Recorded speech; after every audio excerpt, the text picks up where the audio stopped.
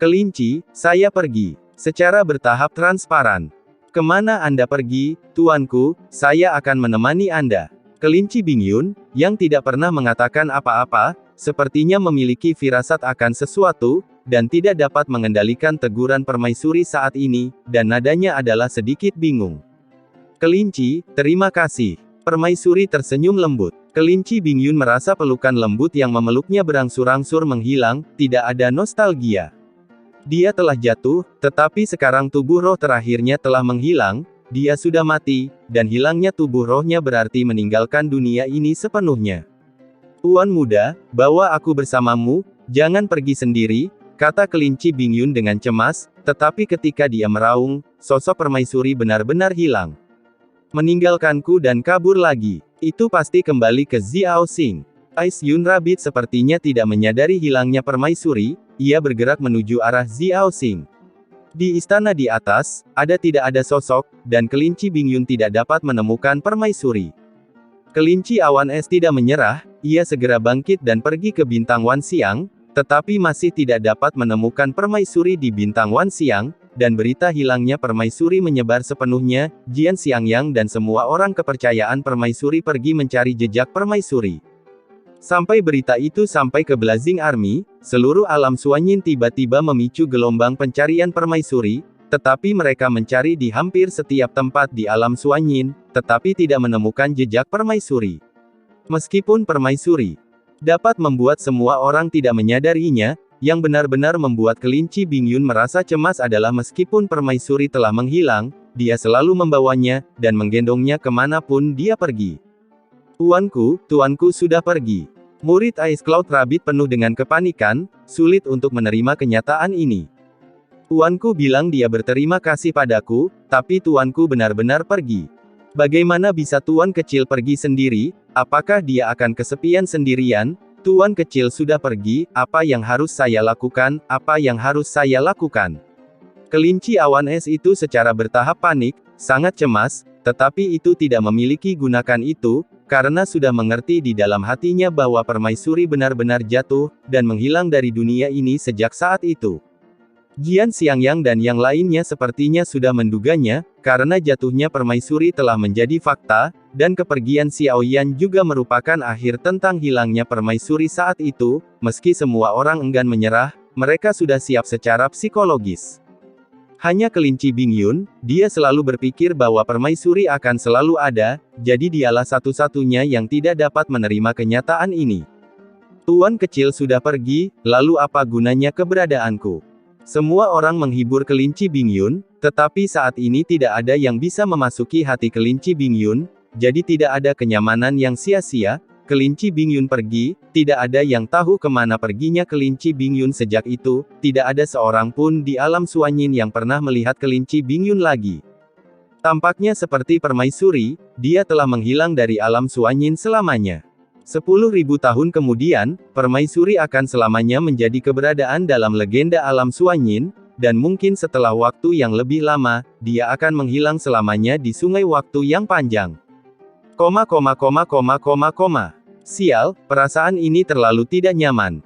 Xiao Yan merasa bahwa tubuhnya benar-benar tidak berbobot, dan tampaknya jiwa dan tubuhnya tergencet dan memanjang pada satu waktu, mengembang dan meledak, lebih lagi perasaan itu perjalanan melalui kematian dari Dewa Abadi bahkan lebih buruk. Dan durasinya adalah hal yang paling sulit untuk dipertahankan. Xiao Yan tidak tahu sudah berapa lama dia menghabiskan waktu dalam cahaya yang indah ini. Seluruh jiwanya sepertinya bergerak dengan kecepatan tinggi, Xiao Yan tidak tahu berapa lama, sudah lewat. Hei! Sampai jiwanya mandek, Xiao Yan melihat pohon raksasa itu lagi di depan pohon raksasa yang luas, gambar yang dilihat Xiao Yan sangat abstrak, tetapi dia samar-samar merasa bahwa yang dilihatnya adalah pohon besar. Saya tidak tahu berapa lama silau di sekitarnya telah berlalu, dan itu mulai mengeras secara bertahap. Pikiran Xiao Yan terguncang, dan dia samar-samar melihat Dewa Taiksu, dan pejuang Taiksu yang tak terhitung jumlahnya, yang membuat mata Xiao Yan memadat, tetapi gambar itu menghilang segera. Xiao Yan melihat Taiksu Senji yang sama beberapa kali berturut-turut, dan yang membuat Xiao Yan mengerutkan kening adalah bahwa gambar yang dilihatnya berbeda setiap kali. Dari sini dapat dibuktikan bahwa gambar yang dilihat Xiao Yan sangat mungkin nyata, dan ini adalah pejuang Taiksu yang mencoba memasuki dunia sensi, yang menunjukkan bahwa ingatan yang diperoleh dari Su Chang adalah nyata, dan Taiksu telah melakukannya, meluncurkan penyelidikan ke dunia sensi. Invasi sensi. Berbeda, sepertinya mereka pergi ke sensi dari arah yang berbeda, tetapi mereka sepertinya memasuki sensi itu tidak mudah. Petik 2. Xiao Yan segera membuat analisis dan penilaian di dalam hatinya, tetapi perasaan bolak-balik benar-benar membuat Xiao Yan sangat tidak nyaman, dan dia tidak memiliki banyak kesempatan untuk berpikir. Sudah lama dalam kekacauan, sampai Xiao Yan melihat lingkaran di sekitarnya. Muncul dalam kehampaan, lingkaran tanpa batas, Xiao Yan masuk ke dalam kehampaan melingkar, dan bintang yang tak terhitung jumlahnya berubah menjadi aliran cahaya dan terbang melewati Xiao Yan. Dan dalam kehampaan tertentu, keduanya alam ada di sini, dan kedua alam ini terhubung erat. Jika Anda memasuki alam, Anda akan menemukan bahwa itu sudah berantakan, dan benua bahkan lebih terkoyak, pemandangan dunia yang rusak. Setelah mengalahkan benua yang tersebar di antara mereka, daratan yang rusak dipisahkan menjadi pulau-pulau, salah satunya adalah yang terbesar, dan ada sebuah rumah besar di pulau ini, tetapi sebagian besar telah hancur, hanya beberapa bangunan yang terendam asap tebal. Gerbang mansion, ada sebuah plakat yang telah pecah menjadi dua bagian, dan telah tertutup oleh asap dan debu. Baru setelah embusan angin meniup asap dan debu di atas plakat itu, orang dapat melihatnya di bawah setengah dari plakat yang rusak, ada kata, Xiao. Sepertinya tidak ada kehidupan di sini, tetapi di benua yang rusak di dunia ini, ada lautan manusia. Mengenakan baju besi hitam pekat, mereka melayang di udara, dan tak satu pun dari sosok yang tak terhitung jumlahnya di benua rusak yang berani pergi. Perlahan menyempurnakan orang-orang ini, mengekstraksi jiwa dan darah mereka, adalah sumber daya yang sangat penting. Jangan ceroboh. Petik 2.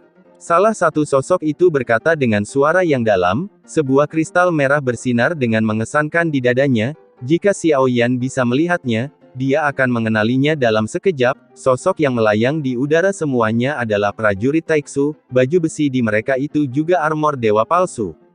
Semua sumber daya dari dua dunia ini telah dirampok, dan dewa pertempuran telah dipenjara.